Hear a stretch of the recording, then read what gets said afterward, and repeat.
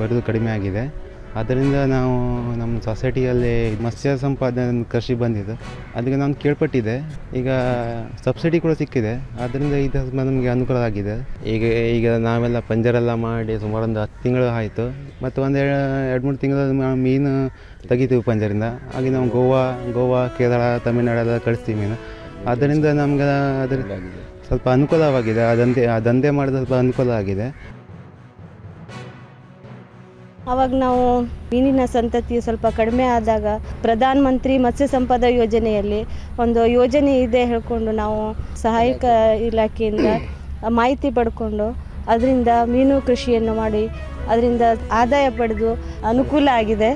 ನಾವು ಈಗ ಕುರುಡಿ ಮೀನನ್ನು ಬೆಳೆಸಿ ಅದನ್ನು ಬೇರೆ ಊರುಗಳಿಗೆ ಮಾರಾಟ ಮಾಡ್ತೀವಿ. ಅದರಿಂದ ಎಲ್ಲ ಮಹಿಳೆಯರಿಗೂ ಮೀನುಗಾರರಿಗೂ ಬಹಳ ಉಪಯೋಗ ಆಗಿದೆ. ಇದರಿಂದ ಆರ್ಥಿಕವಾಗಿ ನಾವು ಸಬಲರಾಗ್ತಾ ಇದ್ದೀವಿ.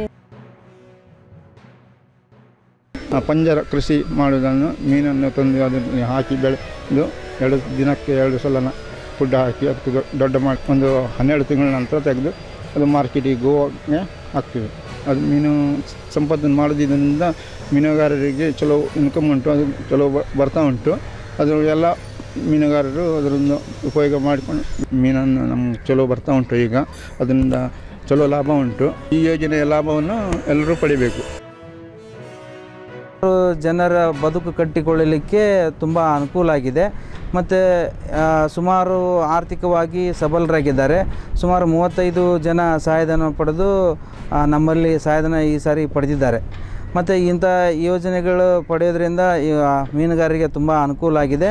ಇನ್ನೂ ಹೆಚ್ಚು ಯೋಜನೆಗಳು ನಮ್ಮ ಇಲಾಖೆಯಲ್ಲಿ ಬರುವಂಥದ್ದಾಗಲಿ ಮತ್ತು ಈ ಹೊನ್ನಾವರದ ಮತ್ತು ಮೀನುಗಾರರು ಯಾವತ್ತೂ ಇಂಥ ಯೋಜನೆಗಳನ್ನು ಪಡೆದುಕೊಳ್ಳಬೇಕಂತೇಳಿ ಅವರಲ್ಲಿ ಮನವಿ ಮಾಡಿಕೊಳ್ತೀವಿ.